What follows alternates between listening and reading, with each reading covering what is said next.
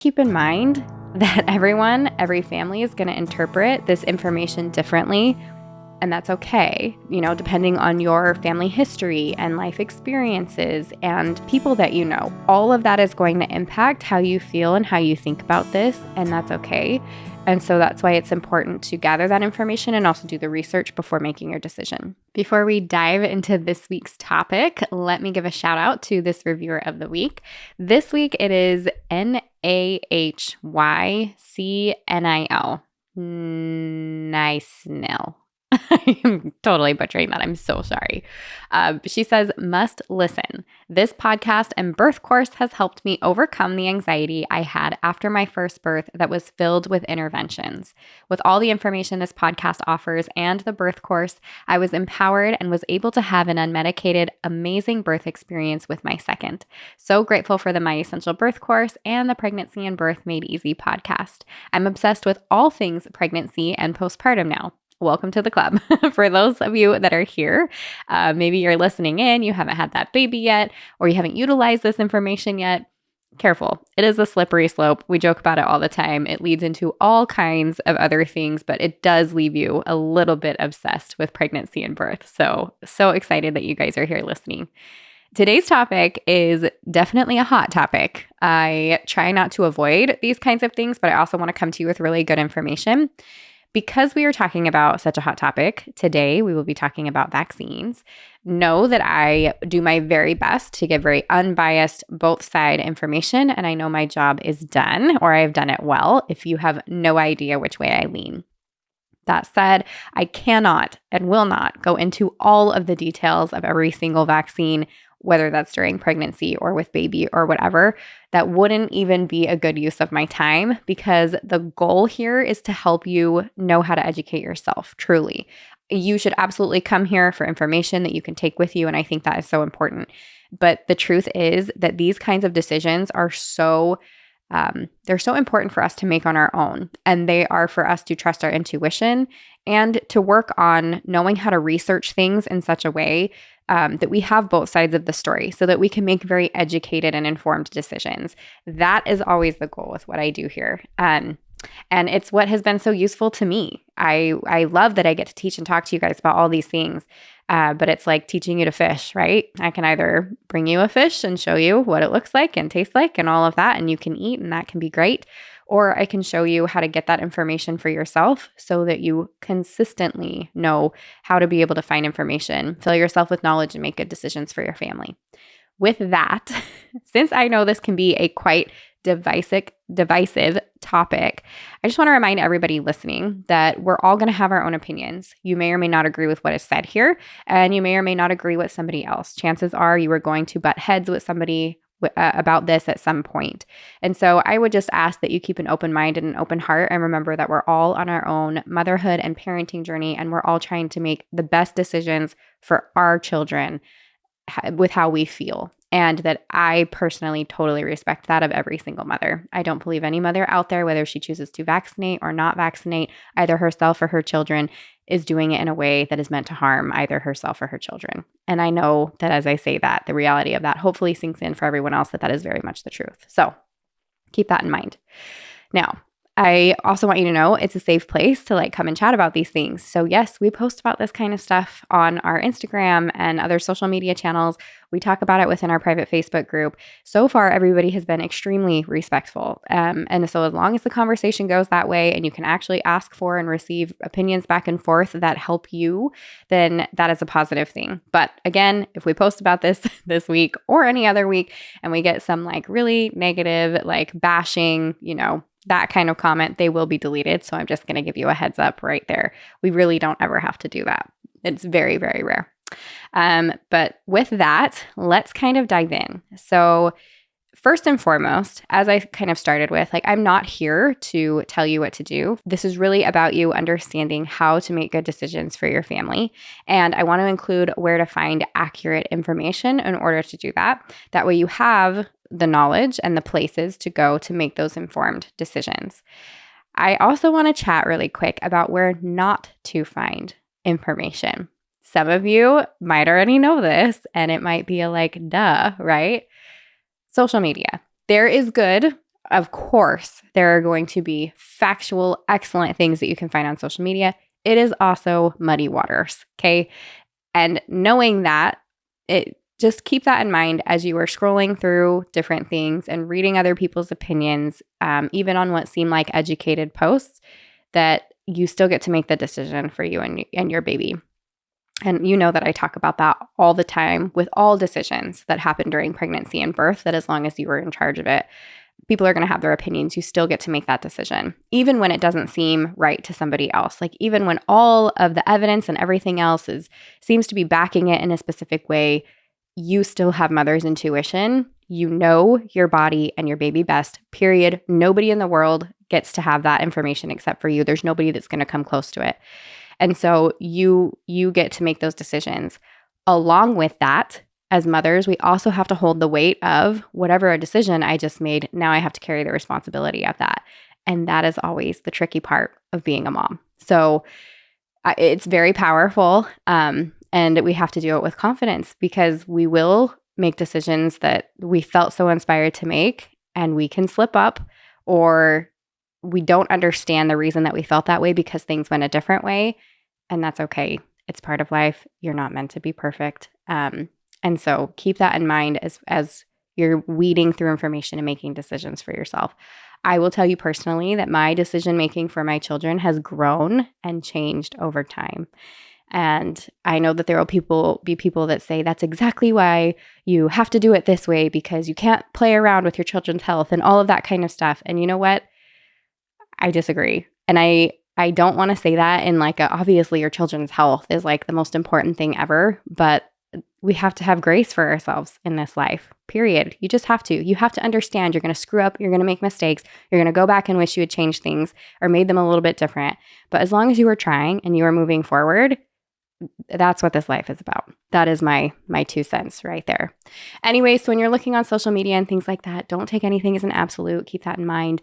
And then the other place that I will caution you 100 times over to not go is any moms groups, particularly online. It's harder to have conversations in moms groups in person where you're being extremely outright rude to somebody, but behind a computer screen, people let loose in the nastiest of ways. And I don't know why it happens in moms groups, because you would think we're all coming together. We're here to support and love each other. Fine, even if you have opinions and you're offering good information in that way to be encouraging of your opinion because you think it will be helpful to a mother, fine. But the way that it gets displayed in those groups, not my favorite. The other thing to keep in mind too, so reaching out to friends and family might be really helpful. Now, if you're a more crunchy mom and you have a very medical family or medically minded friends, you guys are going to clash on some things. I don't think that's a bad thing. I think it's totally useful and helpful to be able to talk to people that have differing opinions, provided it's done respectfully, so that you can hear both sides. It's the only way you're going to learn. So they will have their opinions and experiences in their lives, in their medical professional fields, that are going to, have a say or a part of why they feel the way that they feel. And I think that's totally valid and totally useful for you to hear. Just likewise, if you're more medically minded and the other are crunchy, I recommend that you listen. You're going to talk to people that have vaccine-injured children or have had poor outcomes from vaccines or other things that have happened. And it would be useful and worth your time to listen to that information. If there's something I've learned over the years, definitely as a parent, but also into my adulthood, I'm currently learning this lesson right now. More information is what is needed to make good decisions. So good information is how you make good decisions. It happens no other way. And if you don't take the time to go get the information, how are you going to make a decision? So keep that in mind. We actually do have an example of a good social media site, or Instagram, actually. It's at just the inserts. And you can go and look there. It is supposedly, right, straight inserts from the CDC. So you can always double check that and be able to look back and forth. I'm not saying that information is perfect in all of its regard. I'm saying as far as social media goes, they are copying and pasting inserts. So if you need a place to look at them quickly, that would be a place to go. And certainly the inserts are definitely one of the places that I recommend that you look, because they have all kinds of information on the vaccine and its side effects and what to look for and percentages of all kinds of things. And then they should also include that number, right? The fact sheets that we're looking at, they also have a number in case you do run into some kind of allergy or reaction or something like that, so that you can report it appropriately and also bring yourself or baby back to your provider to get treatment. Now, good places to look. Let's talk about that. So, vaccine inserts straight from the manufacturer. So CDC has their fact sheet and all of that information. There are, for every vaccine, there are different manufacturers. Think of it as like a brand, like Kellogg's or Pantene Pro-V, or right? Like everything has a brand, like a mother person that made them. And so each one of them is made a little bit different. The ingredients and the percentages of ingredients will be a little bit different. And the information from that particular manufacturer will be a little bit different. So you would call your pediatrician and say, hi, I know that my baby is due for Hep B, Tdap, and whatever else. I would like to know which manufacturer you use for these. And then you can ask, get that information and then look up those direct manufacturer inserts. So I would recommend doing that. Another place to look is PubMed articles. And you guys, a lot of my research is done using Google and not Dr. Google. I go and find studies, and I don't just find one, I find many. And so even just typing into Google, whatever hepatitis B vaccine inserts, that's one way you can go and grab that stuff. Hepatitis B in newborns, side effects, risks, whatever. And then you start looking, you start doing some research. You start pulling all of the PubMed articles or the .gov stuff, or, you can end up in all kinds of places, but they should be legitimate, like CDC, NIH, actual study evidence-based places where you can go and look at large studies and read on these things about side effects and all kinds of stuff. Now, there are forums out there. I know, for example, Baby Center has all kinds of forums like, did you get vaccinated for the flu, or pregnant 2024 vaccines, or whatever it is. Sometimes those can be helpful if you're looking for experiences that people have had. However, it can turn into a rabbit hole, and it can, since it is so opinion and you don't have their medical background and you can't weigh it against other things, it's like, okay, that is a piece of information. This is not, full evidence-based, scientific, whatever. But don't discount people's experiences either. I would say especially personal experiences with people that those would be the ones that I would say to look at. But you have to be careful out there because, well, we all know, it just rabbit hole can take you very far. And the last thing you want to start doing is second guessing yourself in everything that you're doing and not trusting your intuition and the knowledge that you have from evidence-based sources with this kind of stuff. But certainly everybody in our lives has had experience with vaccines one way or another. And so once you start talking about it, the information does come. So the other thing that you can do, and I have done this myself, again, just good decisions are based off of good information. I have gone to different conferences. I don't even know that I would really call them conferences in my area, but meetings where a midwife has had, they have a gamut of people come in. In fact, I've even been a presenter at this where they'll have somebody come and talk about doula work and birth education and belly binding and chiropractic care and fertility. And they bring in all of these different kinds of specialists.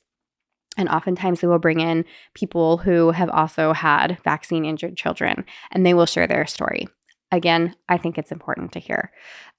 So that's an option too, just a local to you location that offers some different things where you can get information about these. Oftentimes they bring in a pediatrician as well, somebody that can talk about that stuff. Sometimes there will be OBs there that also talk about those things, all including vaccines. So I would look for local things like that as well. I think it's always great if you can get your hands on and ask questions directly to the professionals that deal with this stuff and the moms that are going through it. So that is my take on that. Now, I know that this seems like a lot.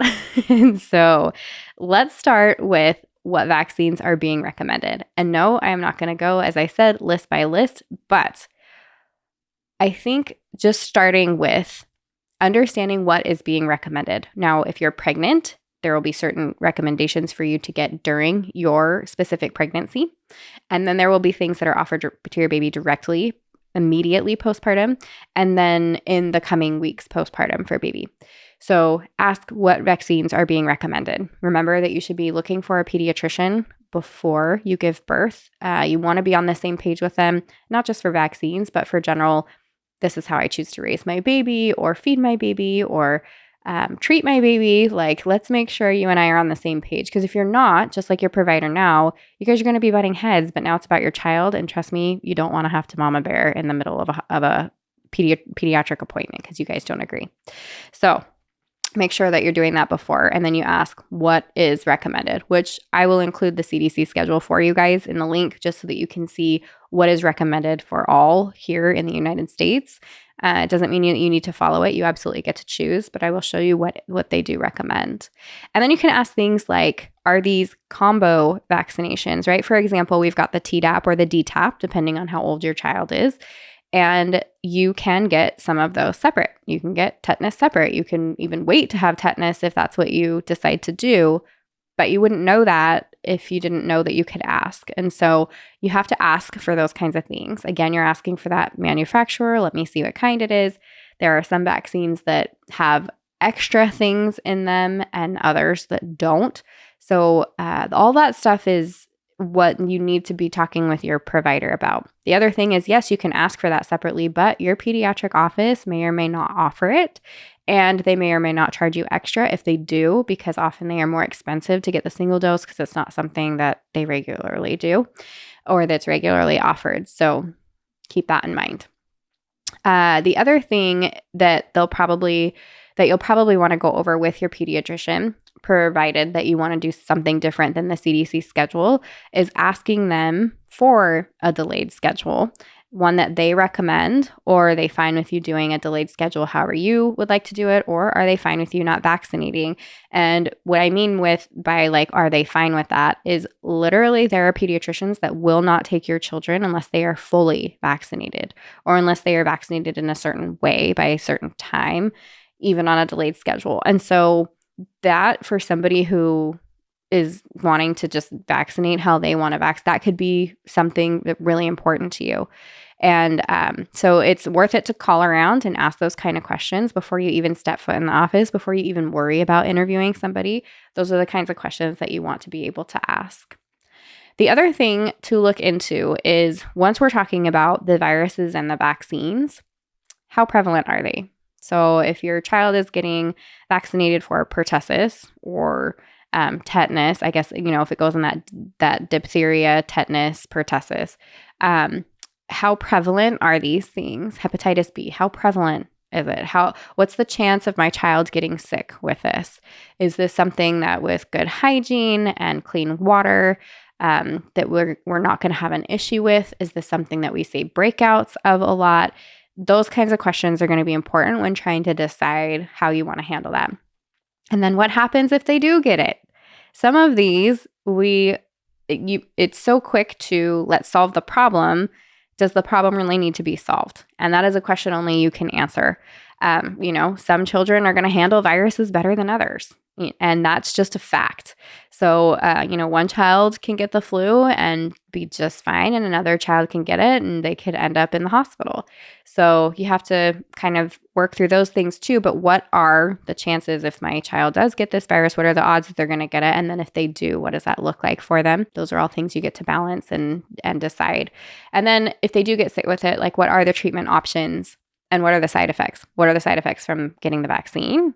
And what are the side effects from getting whatever virus it is? And keeping in mind, too, that even though you get a vaccine for your child, it may or may not stop them from getting the illness. Nothing's 100%.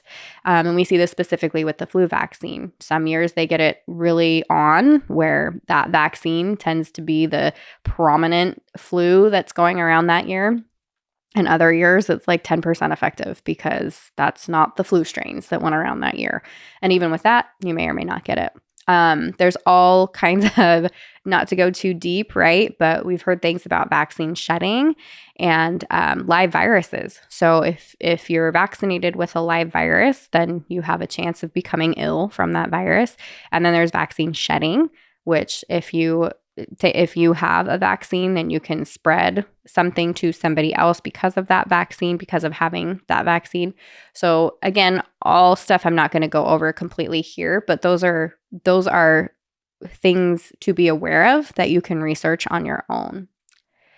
Side effects from the vaccine, I did talk about that. That would be another thing that you want to say, like how often does this occur? What kind of population sees it the most? Is it like weakened immune or something like that? That's something to look into. And then keep in mind that every family is going to interpret this information differently. And that's okay, depending on your family history and life experiences and people that you know. All of that is going to impact how you feel and how you think about this, and that's okay. And so that's why it's important to gather that information and also do the research before making your decision. How about what vaccines are offered to mom during pregnancy and to baby right after birth? So let's talk about the top ones. Again, I'm not going to dive too deep. So let's talk about those top ones so that you know what's coming up for you. Now, during pregnancy, currently the CDC recommends the Tdap and flu shots.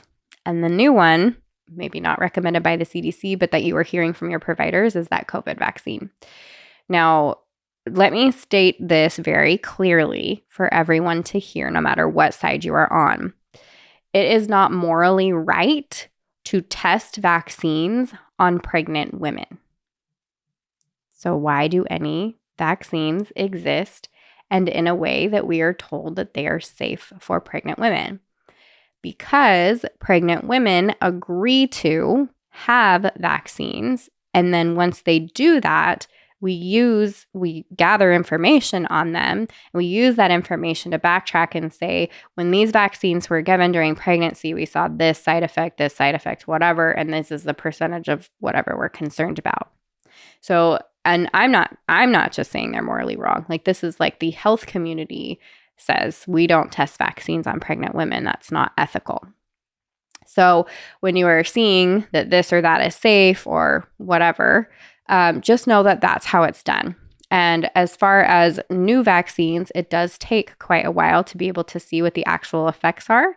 And so keep that in mind as you're making decisions for yourself and your babes. For baby, it's going to be the hepatitis B. That is the first one that is offered in the hospital. So right after baby's born, they're going to offer your baby a couple of things.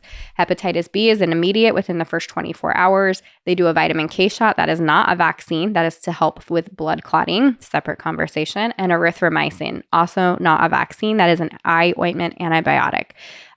Also separate conversation for a different time.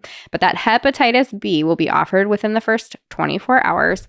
And yes, is put into baby if you do not sign a consent that you do not want the vaccine. So that is something, if we've talked about it here before, then you know. And if that's the first time you're hearing it, that would be something that's on your birth plan. If you choose not to have the hepatitis B vaccine, that I would put that on your birth plan so that they know that they don't prick your baby without your consent. Now, Tdap. What is Tdap? The big thing, the reason that they ask women to get it when they are pregnant is for the pertussis. Now, pertussis is that whooping cough, and babies are not vaccinated for that until they are 2 months old when they get that first Tdap vaccine, if that's what you're choosing to do according to the CDC schedule. Tdap is given to moms during pregnancy with the idea that if they do that, those antibodies will be passed on to baby postpartum until they're able to receive that vaccine, that next vaccine. Now, the CDC recommends that that moms receive it from their 27th to their 36th week of each pregnancy. And you still obviously get to say yay or nay. Whooping cough is another one of those things where there are different strains of them. So mom might be vaccinated for one and baby, could come in contact with another. It's not extremely uncommon. And so just keep that in mind. And then the other side of that is, yes, you're making some antibodies, but this is the one where parents get very concerned, and that's when they start asking, other members of their family or people who are going to visit, that if they are not up to date on that Tdap, that they don't want them to visit. And that's why, because it could be all different kinds of strains if that's something that you're very concerned about, and that you get to make that decision. Now, this is according to the CDC. I want you guys to know that the CDC has great information. I do not regard them as the god of anything. They are very good at providing evidence and information, and I appreciate that. But everybody has their opinions about different ways of practicing and different recommendations. So this is straight from the CDC. It says getting Tdap between 27 through 36 weeks of pregnancy lowers the risk of whooping cough in babies younger than 2 months old by 78%. So that would be something to look into their data to see what you're looking for there. The other thing is, if your lifestyle, depending on your lifestyle, are you going to be really in your home for those first couple of months? Are you going to have a lot of visitors? Is it, a sick season? Is it winter time? Are you going to need any kind of childcare, daycare for that baby? What does your lifestyle look like? Are you going to be traveling? Those all play a part in why you make the decisions that you make in regards to that too. The other one is the flu shot. So obviously, well, maybe not obviously, pregnant women are at a higher risk of complication if they have the flu during pregnancy. So obviously our bodies are busy growing a baby and doing all kinds of other things. And so when we get ill with something like that and we are pregnant and our body is hard at work doing all these other things, we can come down a little heavier with something like the flu. From a mom who has had the flu during pregnancy, it's not fun. In my case, it wasn't unbearable, but definitely some food coming back up and looser things coming back down. It's not fun, that's for sure.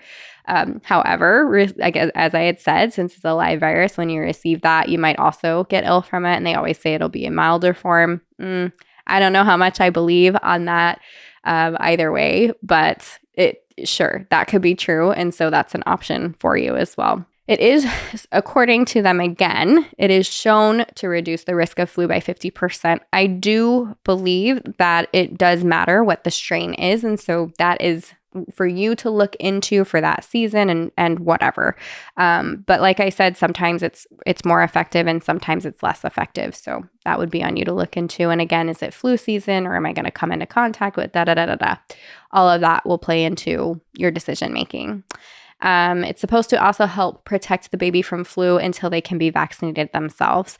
Again, everything has a cause and effect. So if we put something into our bodies, we know that it affects our baby. Sometimes it's in a good way. Sometimes it's in a bad way. Sometimes it's a little of both, or there's a benefit and a risk to it. And so that is absolutely something to consider. We as mothers, I believe, do our very best to be the healthiest, best versions of ourselves that we can while we are preparing for our pregnancy and birth.